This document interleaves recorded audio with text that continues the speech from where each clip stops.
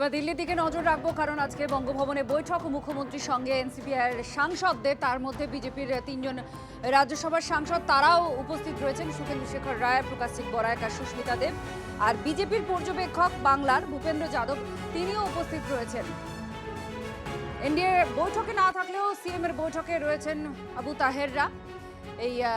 তারা পরিষ্কার বলেছেন যে সংখ্যালঘু বা মুসলিমদের পরিপন্থী কোনো বিল হলে পরে সেটাকে তারা কখনোই সমর্থন করবেন না। তারা এনডিএতে শরিক হচ্ছেন না, কিন্তু এনসিপিআইতে তারা আছেন, এই অবস্থা এদের। আর সেখানেই এই বৈঠকে ঠিক কি আলোচনা হতে পারে, কি বিষয় উঠে আসতে পারে সেটা নিয়ে আমরা কথা বলবো। কিন্তু মূল একটা অভিযোগও উঠে আসছে, যারা সাংসদ তারা বলছেন যে তাদের এলাকায় তারা কাজ করতে পারছেন না।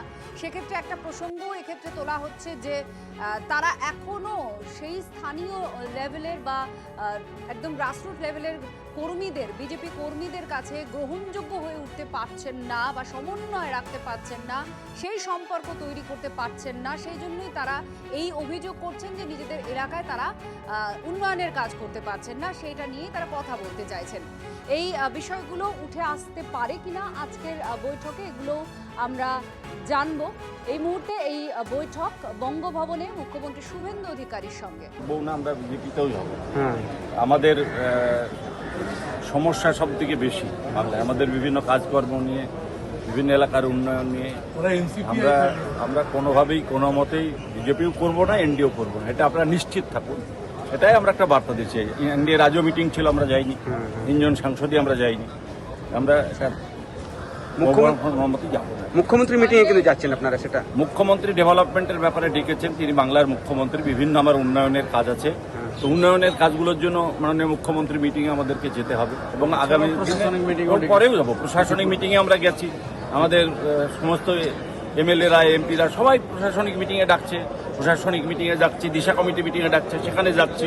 এনসিপিআইতে আছেন কিন্তু এনডিএতে নেই, কিন্তু যখন ভোটাভুটির সময় আসবে তখন কি আপনারা এনডিএর হয়ে ভোট দেবেন?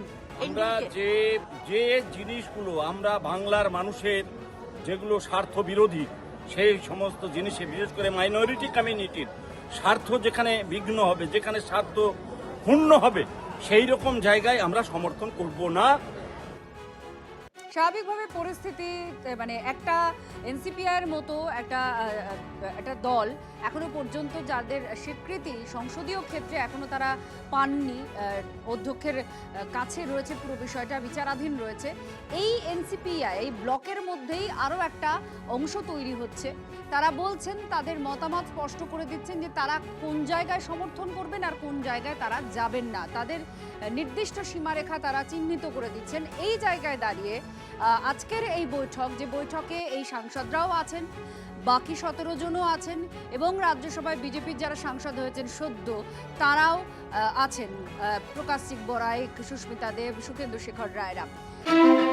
TV9 বাংলা সুস্বাস্থ্য 2026। যাদের হাতে আমাদের প্রাণ, তাদের জানাই সম্মান। যে চিকিৎসকরা আমাদের জীবনটাকে ঘিরে রেখেছেন, তাদের সম্মান জানাবো আমরা। TV9 বাংলা হেলথ কনক্লেভ, পুরস্কার যেগুলো দিচ্ছেন তার জন্য চিকিৎসকরা উদ্বুদ্ধ হয়। স্বাস্থ্য পরিষেবায় সেরার সম্মান। দেখুন TV9 বাংলা সুস্বাস্থ্য, শনিবার বিকেল 5:25 TV9 বাংলায়। TV9 বাংলা, না দেখলেই নয়।